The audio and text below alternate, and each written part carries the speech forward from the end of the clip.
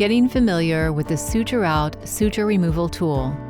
After removing the SutureOut tool from its sterile packaging, remove the cover from the adhesive pad. Hold the SutureOut tool between two fingers at the opposite end of the guarded blade, with the adhesive pad side facing you.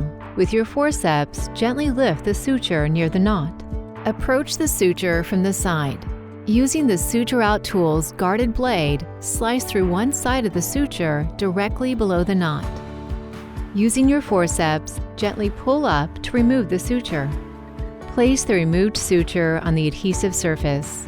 Repeat until all sutures have been removed. Place the SutureOut tool into a sharps container when finished.